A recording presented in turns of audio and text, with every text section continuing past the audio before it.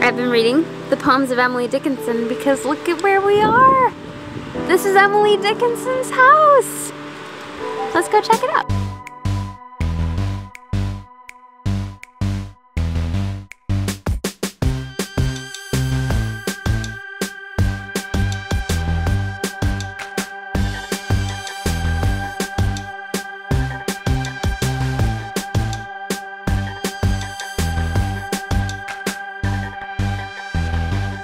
Why hello there friends, it's Emma here, the Bookish Princess.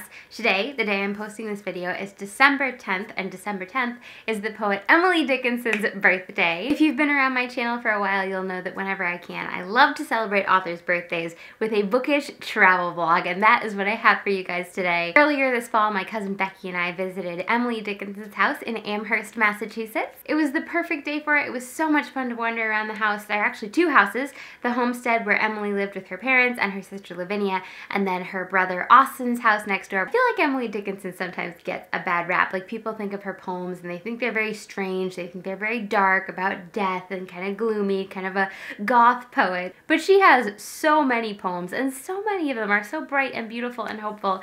It was so cool to visit her house and hear all these interesting stories about her life. Fun little things, like when there were parties next door at Austin and Zeus' house, Emily would sometimes let down a basket with all sorts of baked goods for the kids from her house. Apparently she was an amazing baker. I actually bought from the gift shop. You'll see there's a little cookbook, Emily Dickinson as Baker. So I'm excited to try some of those recipes. Without further ado, let's head to Emily Dickinson's house.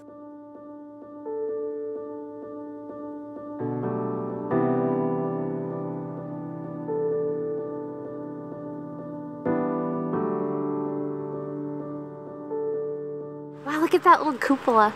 It's like a widow's walk, isn't that what they call it? Yeah. I think the entrance is this way. Yeah, the visitor center. The soul should always stand ajar, but the door should not.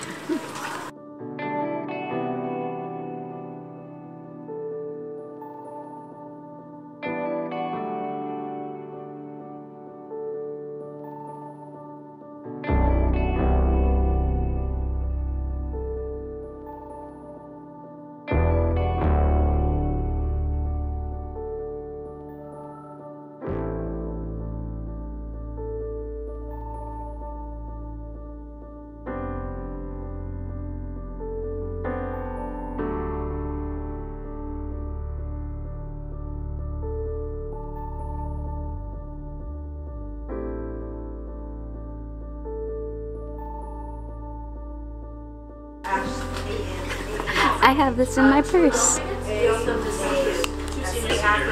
I have this at home too. These are so cool. She wrote these little fragments on like the ends of envelopes. Okay, I think I'm gonna get one of these. They're kinda awesome.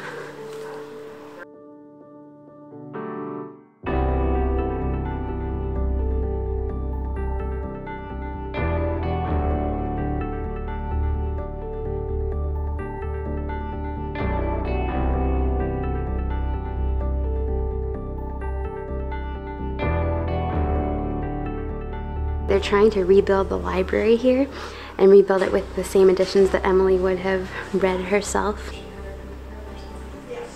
Here's the whole cast of characters: her sister Lavinia, her brother Austin, sister-in-law. Yeah, we might not have Emily Dickinson if not for Mabel Loomis Todd, because she published the first volume of poems in the 1890s. This is the lady whose book I read, Millicent. She had to turn the lever to the letter and then push it down, and it would, you had to have an inked rubber sheet.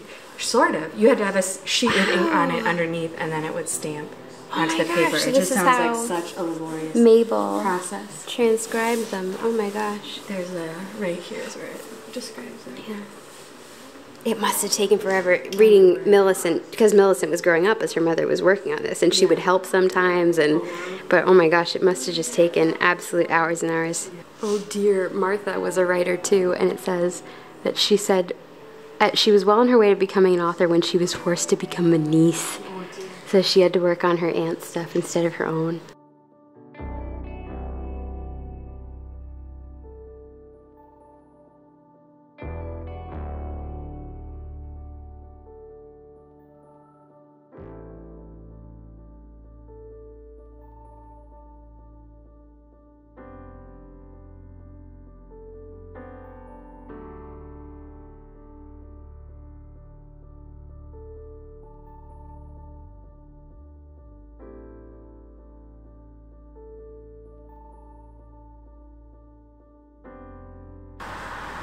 There's Emily's house right there. And this is her brother's house, Austin's house. Apparently when Austin got married to Sue, they were thinking of moving out west, and the dad, Mr. Dickinson, Emily's father, did not want that to happen, so he offered to build them a house, and they got to furnish it. Although I liked Emily's house so much better than Austin and Sue's. It was so much brighter and lighter. Colder. Because when they built central heating. They had central heating and running water when they built Austin's house. Yeah. So that's pretty incredible. Yeah. But Emily's is so much prettier. Yeah, it had been. Yeah. What a lovely day for it. It's so perfect and polished and autumnal. It's so cool to visit an Austin home because it's so cool to like imagine Emily walking in those houses. Imagine it's a summer morning. Look at that beautiful view of the hills and all of these gorgeous trees. And this house, all the windows. Yeah, if I lived in this house, I think I would have been willing to become a recluse too, because it's just so beautiful. And apparently she was a gardener, an avid gardener and an avid baker. So I think we're walking down right now to where one of her gardens was. So even though she was a recluse, and it was when she was in her 30s that she decided she just didn't want to go into society as much, she didn't want to go to parties, but she'd still leave her house. Like she'd go for walks and work in her garden, and then she was obviously, you know, leaving treats for the kids. She said that she wrote a note to her nephew saying that pie you stole yesterday, here's its brother. That was so sweet. Yeah, when I was in high school, I feel like the only poem by Emily Dickinson we read was the Death Shall Not Wait for Me. Like it was one of the death ones. Like they tell you, oh, she was a recluse, she wore white all the time, she was this kind of crazy lady, which I'm sure she was a little crazy, but in a good way. And so many of her poems are like so hopeful and bright and like beautiful. They're not all about death and gloom and doom, which I feel like can sometimes be the sort of perception of her, but like they read one of my favorite poems in there. I dwell in possibility, a fairer house than prose, more numerous of windows, superior for doors. She sure lived in a house, numerous of windows and superior for doors. In fact, that poem goes on, of chambers like the cedars, and for an everlasting roof, the gables of the sky, or the gambrels of the sky, because of course she would always have multiple options for words in her poems. Like she would even jot them down, like oh, I could go with this word, or I could go with that word. So many of the houses around here have such fun little like gables or gambrels that you can kind of tell what inspired the poem. She really was incredible too, because she was the first one to write poetry like that. Like she lived in the Victorian era. Poetry of her time was very structured, like rhyming, but hers was just like not structured at all, or structured to her own sort of internal rhythm. That they were telling us that there's a class at Amherst College that meets here, which is so cool. Like they get to meet in the house. That is awesome. It was so cool to hear about her family too. Her mom was the daughter of a person who founded a school, and then his dad founded Amherst College. She was very well educated and super smart. It's just so cool to visit an author's house. It always comes alive in this brand new way. Look at how humongous these leaves are. Oh my gosh. It's an umbrella magnolia. Umbrella magnolia. So we're wandering around the garden now. You can pick up this free outdoor tour. I think you can also download it online somehow. But if you do the tour inside, then you can borrow these for free. There's the house up there. So she would have come out here, worked on her garden. Apparently, later in her life, she had trouble with her eyes and had to get like eye surgery. And so our tour guide was so good. There was so much interesting information. They were saying that might have been part of why she became a recluse, that when she came back from that eye surgery, she actually wrote to her sister Lavinia and asked her to pick her up at a train station that was like miles away from home, and to come alone. And they were saying that she had to garden early in the morning, like at sunrise and sunset, or I think they said she might come out and garden by like the light of the full moon. Her poems are so full of like appreciation for the beauty of things, and to be losing your eyesight. There's a poem about it that they read. I love that they read different poems throughout the tour. It was so cool. So she would wear white, I guess, for the second part of her life, and her dress, they have one dress of hers, and it was so beautiful. It was like a wrapper, but it wasn't at all plain. Wasn't it lovely? It was like so many pleats and lace. So beautiful. You weren't allowed to take any pictures inside. Which I googled Emily Dickinson wrapper dress or something like that. and it came up on Google. Oh, so there is a picture of it. Yeah, I can show it to you. Perfect. I'll put it in here. That's nice, because if you want to refer to it later, and like the wallpaper in her room, apparently they apparently when they were restoring the house, they found a tiny fragment of wallpaper, like the original wallpaper, so they kind of recreated it from that, and it was absolutely beautiful. I understand when they don't want you to take photos and videos on tours, because they want you to focus on what they're saying and focus on the house and not just be on your phone or whatever, but I wish they would like have like maybe do the talk and then like have like maybe just a couple minutes as you're like moving from one room to another and say, okay, you can take a couple of pictures, because it would be nice to have more like video clips to intersperse.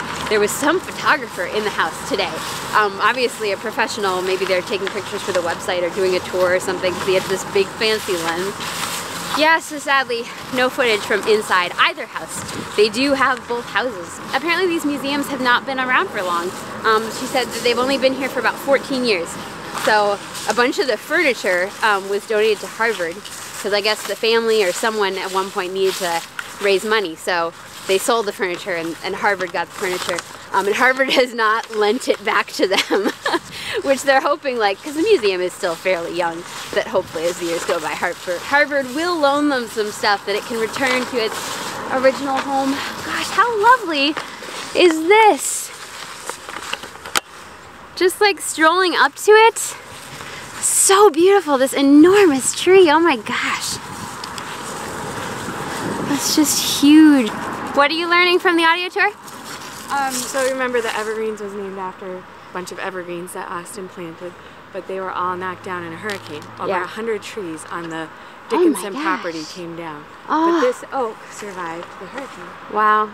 So it must have even been more of a forest when Emily Dickinson was here.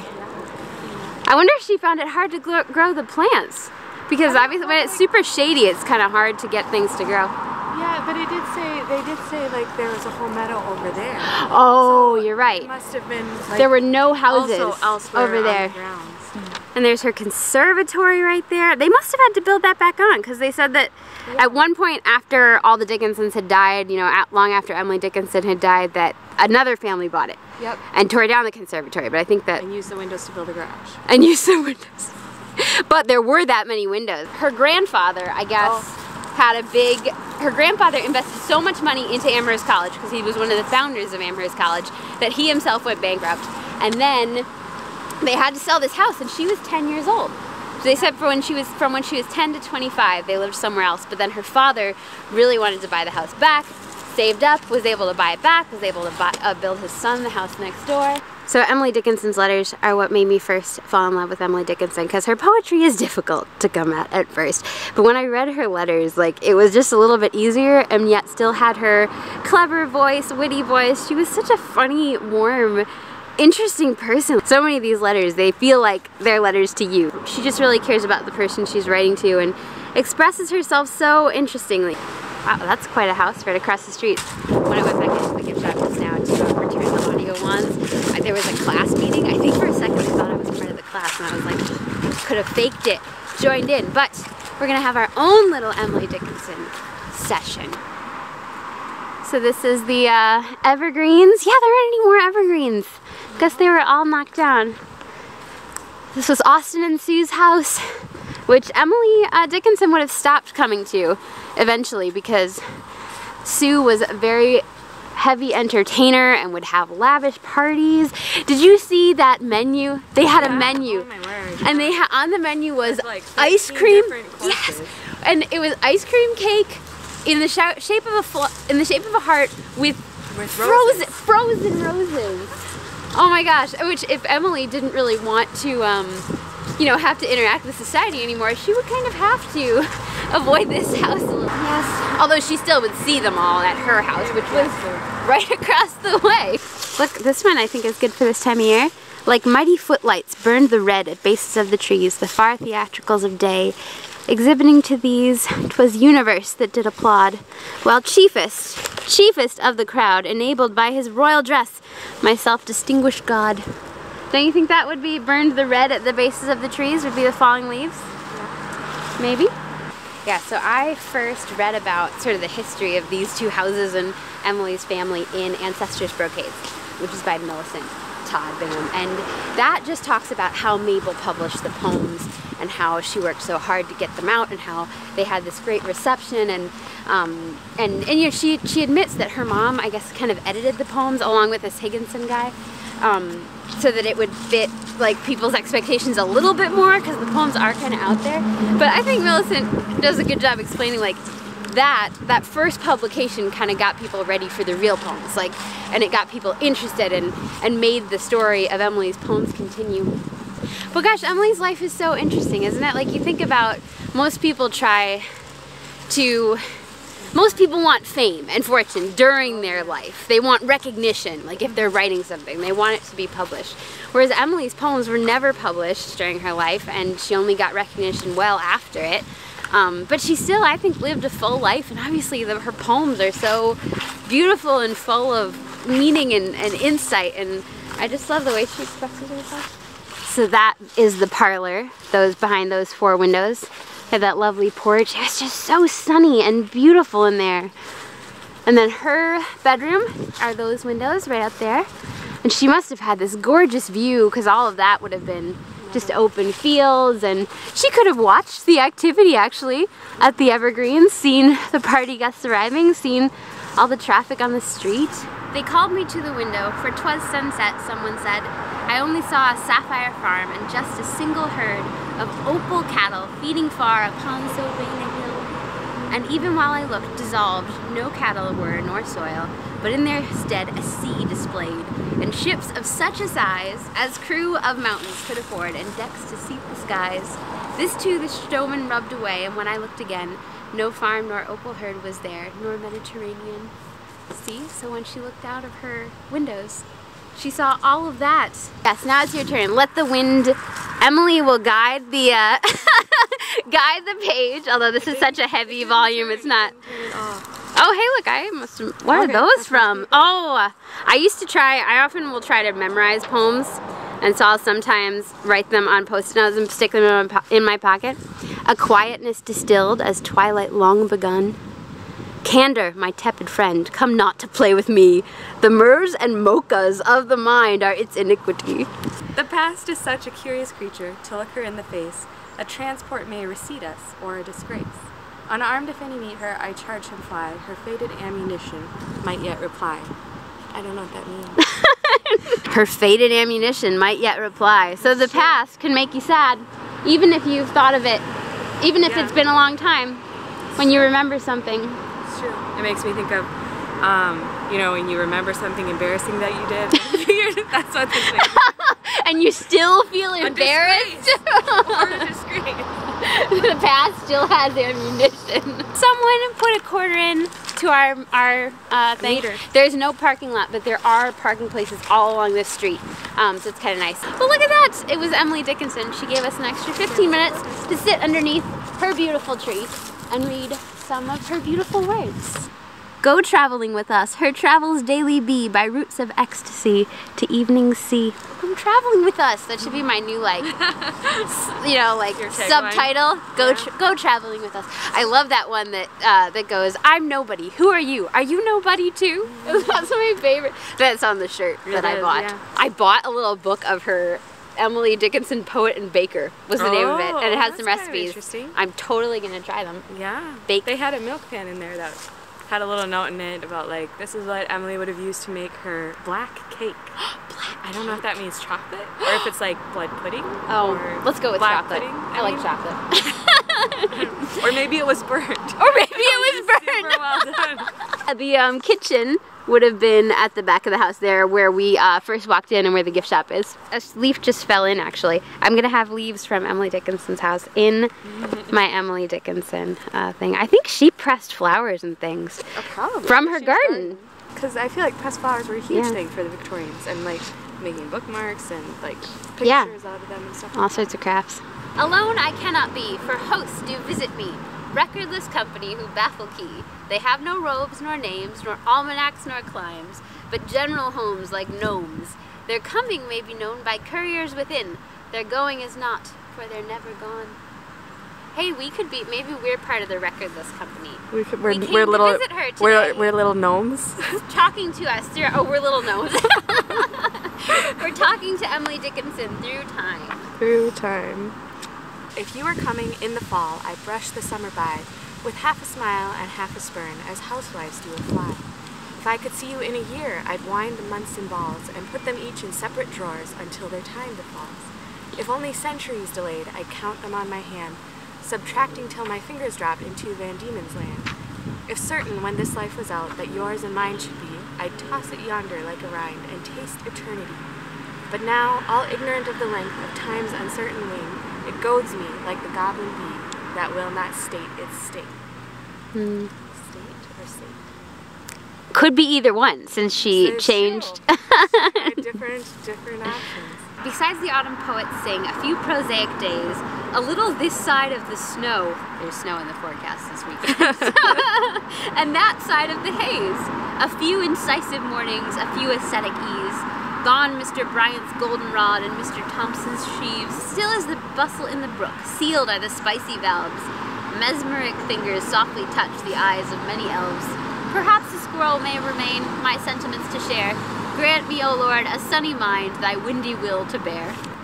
I love that! Grant me a sunny mind, thy windy will to bear. What a great poem! What a great prayer, rather! The morns are meeker than they were, the nuts are getting brown, the berry's cheek is plumper, the rose is out of town. The maple wears a gayer scarf, the field a scarlet gown. Lest I should be old-fashioned, I'll put a trinket on. Since the fall colors are so bright, she has to put on something to match the fall colors.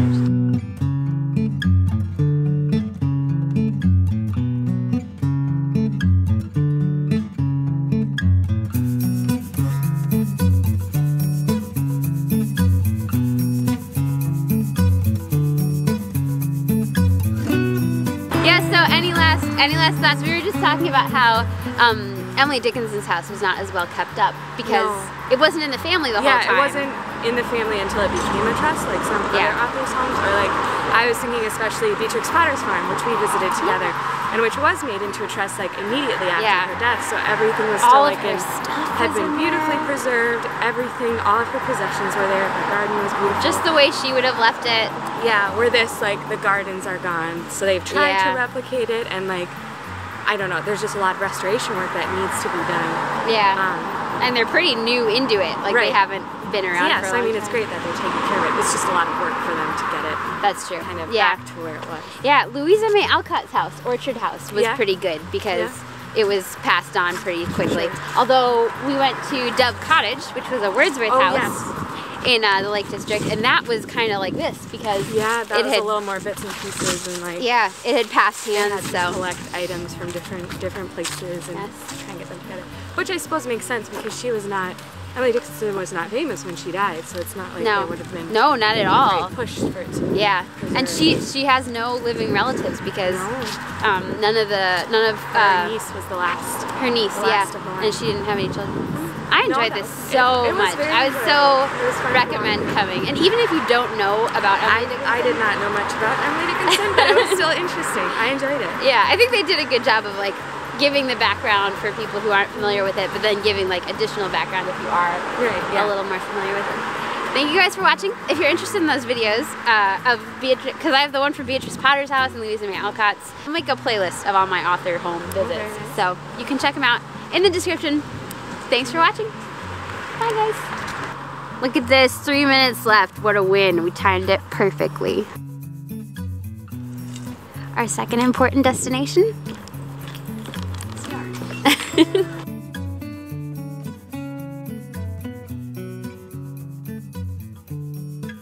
That's so cool. So you can like see how it goes on. Are these interchangeable? No, these are just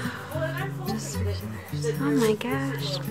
Becky is an excellent knitter. I can only knit in different scarves.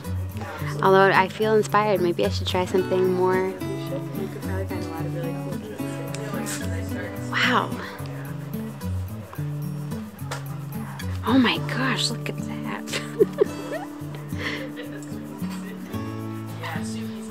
Shawl. Oh wow, that's really pretty. How hard do you think this is? You're still just knitting. You have to get to the end of the row. You have to get to the middle of the row. in the middle. And also, one of the stitches had been you missed. had to fix it. But I fixed it. No, I did it right. I did it right. We're good. It's okay. It's okay. We can keep going. Whoops. Just tried to stitch. We're super good at this, guys. Look at just how beautiful these are. Like just that, I feel like could be a decoration or something. It's just lovely. Got mini ones. That's really pretty. Yarn is just beautiful. Oh, are these more kids? Should we pick one out? Oh, here we go, New England Autumn. Wow, that's lovely. A shawl, that's like pretty basic. I think I could probably do that, right? And that doesn't, yeah, it doesn't look like that complicated. A garter stitch border. Or maybe, no, that is a special. They should have, I wish they had a skill level, you know. Oh. Passionate, relentless, unapologetic color. Everything is so beautiful. Look at how pretty that is. This makes me want to knit more, and I can make myself little sweaters. So many buttons. Oh my gosh, that is awesome.